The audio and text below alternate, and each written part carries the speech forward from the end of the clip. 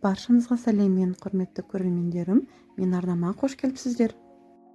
Асқабақтан пирог дайындайтын нағыз уақыты келді, себебі әркімнің үйінде асқабақ бар екеніне сенімдімін.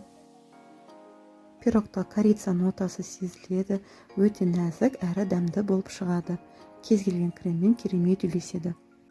Пирогпен бірге кремін де дайындауға кеңес беремін.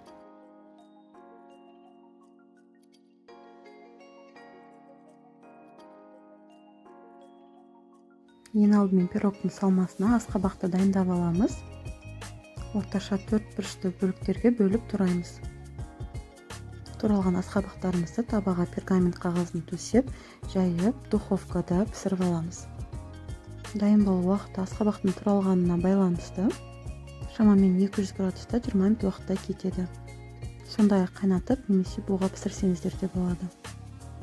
Асқабағымыз дайын болғанша пирогтың қамырын дайындаймыз.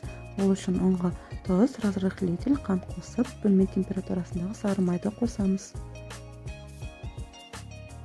Барлығын жақсылап араластырып, қолымызбен ептеп крошка жасаймыз.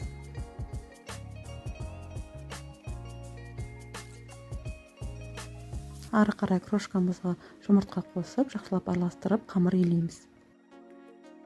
Егер де мен арнама жазылмаған болсаңыздар, міндетті түрде жазылып, қолдап қоюларыңызды сұраймын.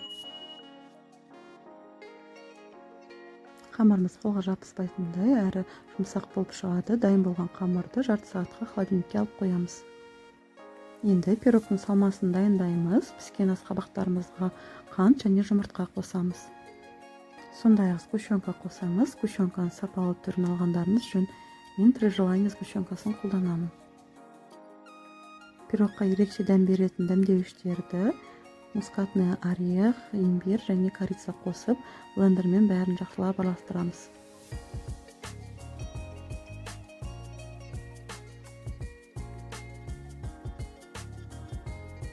Пирогты пісіретін формаға қамырымызды жайып шығамыз. Форманың шетіне бортики жасаймыз. Қамырымыздың әр жерінен шанышқымен тесіп шығамыз. Дайындап қойған салмамызды құямыз.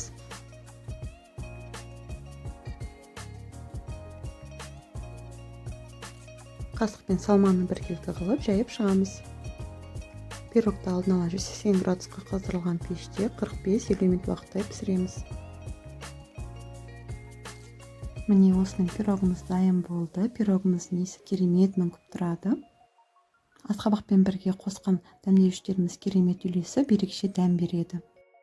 Пирогты кез келген креммен ұсынсаңыздар болады. Мен қаймақты крем дайындадым. Сондай-ақ сливки, творожный сырдан жасасаңыздар болады. Астарыңыз дәмді болсын.